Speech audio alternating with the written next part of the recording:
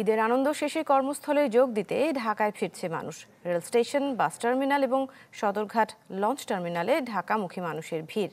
তবে গরমের তীব্রতায় পরিবার পরিজন নিয়ে অনেকেই নাকাল। অভিযোগ রয়েছে সড়ক পথে অতিরিক্ত ভাড়া আদায়ের।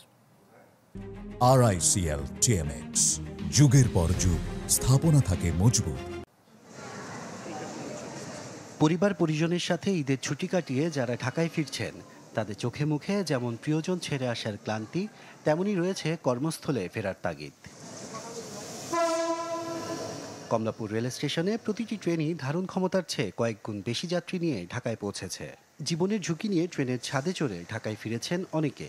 যাত্রা স্বস্তির হলেও গরমের তীব্রতায় নাকাল হয়েছে কেউ কেউ। সিলেট থেকে আসলাম, জার্নি সবই ঠিক ছিল, কিন্তু গরমের কারণে আর ওয়াইফ একটু অসুস্থ, যার কারণে একটু সাফার করা হয়েছে। সরাসরি টিকিট করতে গেলে অনেক ঝামেলা পোহাতে হয়। এবার হচ্ছে যে সর্বোচ্চ সুবিধা হচ্ছে টিকিটটা অনলাইনে দেওয়ার ক্ষেত্রে। বাস টার্মিনালগুলোতেও ছিল না কোনো ভিন্নতা। ভোর থেকে দেশের দক্ষিণ পশ্চিমাঞ্চল এবং উত্তরাঞ্চলের বিভিন্ন জেলা থেকে বাসগুলো যাত্রী নিয়ে ঢাকায় প্রবেশ করেছে। সড়কপথে যানজটের ভোগান্তিতে পড়তে না হলেও টিকিটের দাম বেশি নেওয়ার অভিযোগ করেছেন যাত্রীরা।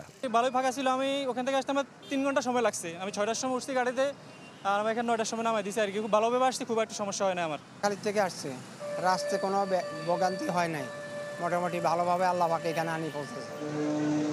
সদরঘাট লঞ্চ টার্মিনালেও ছিল বরিশাল, ভোলা, পটুয়াখালী সহ বিভিন্ন জেলা থেকে আসা যাত্রীদের ভিড়।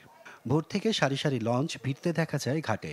10 মিনিট থেকে আসছি, ঠিক আছে, গরম ছিল আর ভোগান্তি ছিল, আর জায়গা খুব কম, শর্ট ছিল। পরিস্থিতি আগের থেকে অনেকটা স্বাভাবিক, কারণ আগে অনেক ভিড় ছিল, এখন ওই ভিড়টা পাওয়া যাচ্ছে না।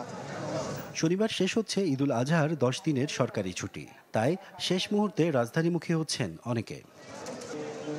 আশরাফুল আলম আকাশ, চ্যানেল 24, ঢাকা।